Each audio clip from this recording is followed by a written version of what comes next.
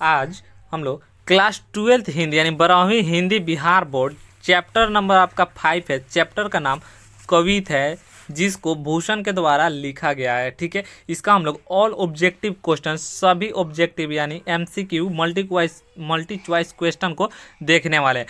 पहला है कवित क्या है। कवित जो है छंद है। कवित क्या है? छंद है। अगला क्वेश्चन है कवित पाठ के कवि का नाम क्या है। कवित पाठ के कवि का नाम भूषण है।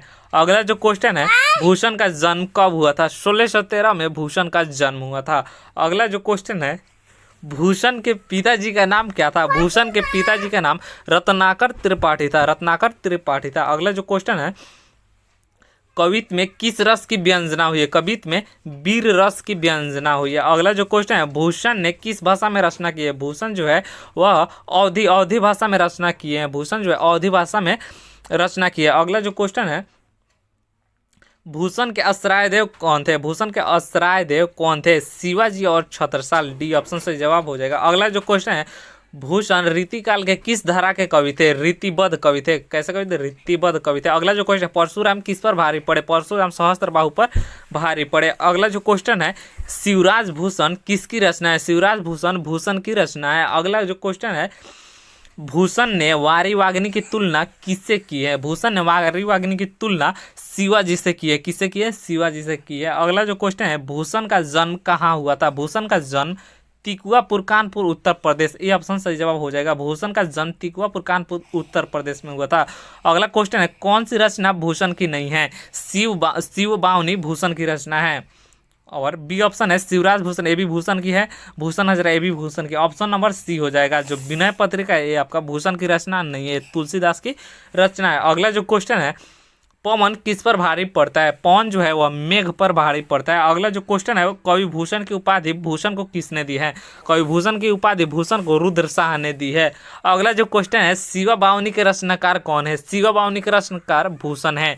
अगला जो क्वेश्चन है द्रुम दंड पर कौन भारी पड़ता है। द्रुम दंड पर कौन भारी पड़ता है। तो द्रुम दंड पर जो है द्रुम दंड पर, रुक जाइए इसका आंसर देखना पड़ेगा। द्रुम दंड पर जो है ऑप्शन नंबर ए आग भारी पड़ता है। कौन भारी पड़ता है? आग भारी पड़ता है। अगला जो क्वेश्चन है शंभु किस पर भारी पड़े। शंभु जो है कामदेव पर भारी पड़े। अगला जो क्वेश्चन है दूसरे कवित में किसकी तलवार का वर्णन किया है। दूसरे कवित में छत्रसाल के तलवार का वर्णन किया। अगला जो क्वेश्चन है यम पर कौन भारी है। यम पर जो है इंद्र भारी है। यम पर कौन भारी है? इंद्र भारी है। अगला जो क्वेश्चन है छत्रसाल दशक किसकी रचना है। छत्रसाल दशक भूषण की रचना है। अगला जो क्वेश्चन है दूसरे कवित में अंधकार की तुलना किससे की गई है। दूसरे कवित में अंधकार की तुलना हाथी से की गई है। अगला जो क्वेश्चन है प्रथम कवित का काव्य गुण क्या है। प्रथम कवित का काव्य गुण ओज है।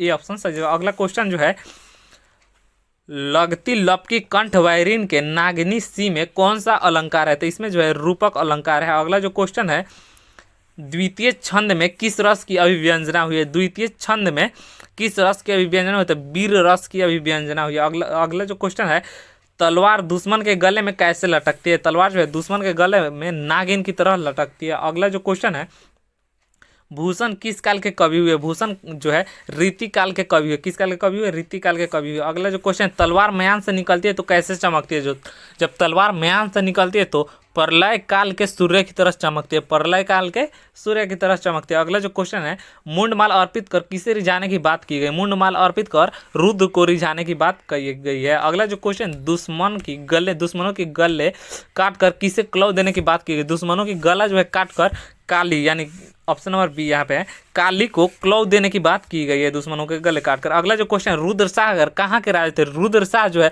वह चित्रकूट के राजा थे। कहाँ के राजा थे? चित्रकूट के राजा थे। अगला जो क्वेश्चन है भूषण को किस रस का कवि माना जाता है। भूषण को जो है वीर रस का कवि माना जाता है। भूषण को वीर रस का कवि माना जाता है। अगला क्वेश्चन है शिवा बावनी में कितने मुक्तकों का संकलन हुआ। शिवा बावनी में लगभग मतलब 52 मुक्तकों का संकलन हुआ। अगला जो क्वेश्चन है छत्रसाल दशक में कितने छंदों का प्रयोग हुआ। छत्रसाल दशक में 10 छंदों का प्रयोग हुआ है। अगला जो क्वेश्चन है चिंतामणि किनके भाई थे। चिंतामणि जो है वह भूषण के भाई